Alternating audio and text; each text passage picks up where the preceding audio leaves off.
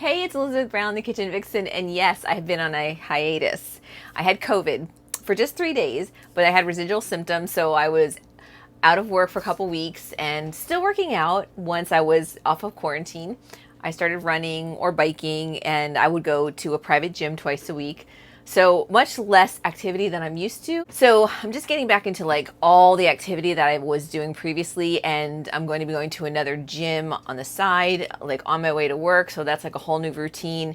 And I wanted to start making cooking demos again. And this morning I had a training session and it was awesome. And then I went for a bike ride and a run, and then I was like wiped out. I had to eat, I had to rest, I had to like figure out what I could make because now my energy was like zapped for a little while and I've got to go to work. So I was going to do like a zucchini fritter. I'm gonna have to do that another day when I'm more prepared. And the reason I'm telling you this is not just to tell you my own journey, but also to know that sometimes when you've like gone off the beaten path, like you've gone off your exercise routine or off of your healthy eating, don't think that then when you decide to start up again that you're going to be like right back on it. Like you got to give yourself a little time to readjust and then just kind of go with the flow. Like whatever you can start doing. Maybe you go for a walk instead of going to the gym. Maybe you eat a salad for lunch and you buy it somewhere, and it would be ideal to prep it at home. But things like that. Like it doesn't have to be like all perfect to be on track again. So that way actually you never have to look at it being on or off your eating or exercise routine. Just kind of go with the flow and try to do the best you can and have these great plans, but know that they're not always going to work out. So I was working on my book during my time off and it's been going really well. So I've been writing recipes and writing stories that go with my recipes, and a lot of them are personal stories about my journey. Some of them are nutrition related. And so I was eating strawberries this morning in my oatmeal and I thought, well, okay, what recipe can I do quickly? And I looked through my repertoire and I made this chocolate covered strawberry smoothie powered by protein. So it's obviously chocolate and strawberries and then like my nuts and seeds to provide all the vitamins and minerals that I'm seeking in my one smoothie. So I can kind of meet all my nutrient needs for the day, plus leafy greens always, often kefir or milk or yogurt for extra protein and some probiotics. I'm just going to throw it together. But my lesson in this part of my book is about organic gardening and how I really do advocate for organic. So I have Swiss chard in this recipe. Try to get organic. I have organic strawberries. I did buy frozen ones because I was just running through the grocery store, but they are organic, and I am a big proponent of organic. And there are some experts like dietitians, and there are some other people that don't feel that you have to get organic. And sometimes it's true. Like when I went to culinary school, we would teach people like fresh, local, seasonal, and then if it's organic, so much the better. But fresh, local, but if you really want organic and you want frozen, that's actually fine as well.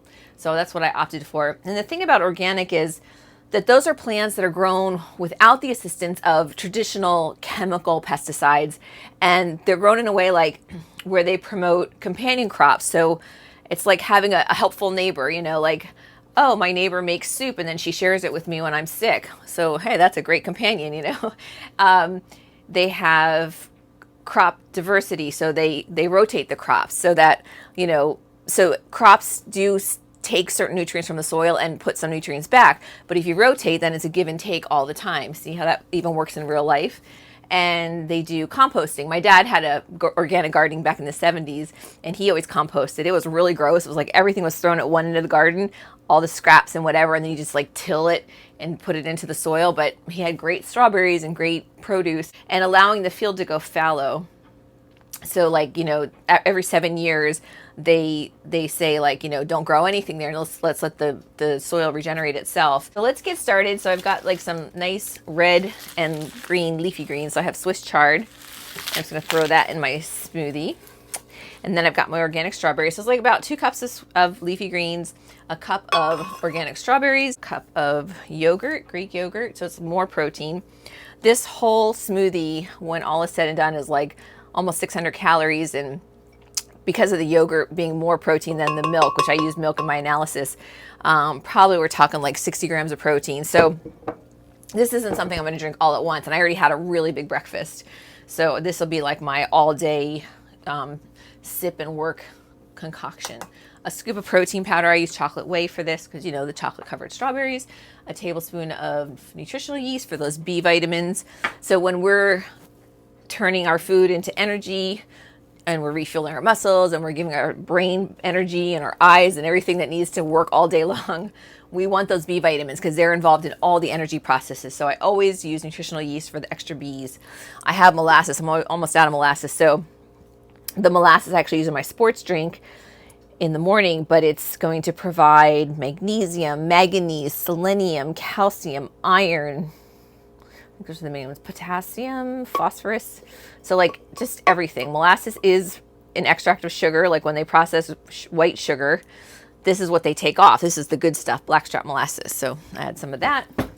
Then I put almonds in my original recipe, but I have almond butter right now. So I'm gonna use a tablespoon of almond butter. And that's for extra vitamin E.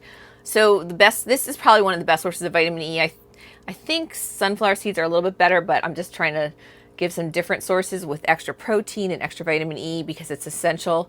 And we talk about, like with COVID, for example, how it can affect our lungs. So we really want to protect our lungs, and E plays a vital role in lung health. So then I have my cocoa powder, which is not, you know, non-Dutch, non-alkalized, organic. This is actually cacao.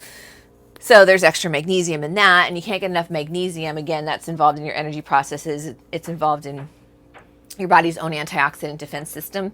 So even though we're consuming these foods, like these foods have antioxidants, which have a different role in the plant, they might actually work to attract certain insects to them, which would spread their seeds, for example, or spread their pollen or whatever. And then in us, they might have an immune enhancing, like maybe antiviral, antibacterial. So they don't always have the same job in nature as they have in our body, but there's, you know, all these nutrients are going to confer some benefits. But we also have our own antioxidant defense system, and it's run by primarily minerals, some vitamins, but like zinc, selenium, magnesium, manganese. Those are the big minerals that are involved in all of our own antioxidant defense systems. So selenium, I use a Brazil nut to always meet my selenium needs. I have pumpkin seeds for, I think, some iron and zinc and all your minerals. Like there's a little bit of everything in there. Same with the sunflower seeds, and those are especially for the vitamin E. Sesame seeds for extra iron. Excuse me. So this recipe, when all is said and done, will provide almost everything for the day. I think zinc still falls short. It's just harder to get. I have 2 tablespoons of ground flaxseed to get a nice balance of omega-3 fats. So we know omega-3s, omega-6s affect our inflammatory process. And omega-6s are essential in nature. We don't make them, so we do need them, but we just get too many, and it throws off the balance of the omega-3s, and they compete for the same enzyme system. So when they're being converted to their more usable form, like the EPA and the DHA, then if there's too much omega-6, then not enough omega-3 will be converted to better form. This recipe will give us a 3.9 to 1 ratio, so we want like 4 to 1 or less, so it falls within that ratio. I think I'm gonna add some water, and I'm gonna mix it up, and I gotta go to work.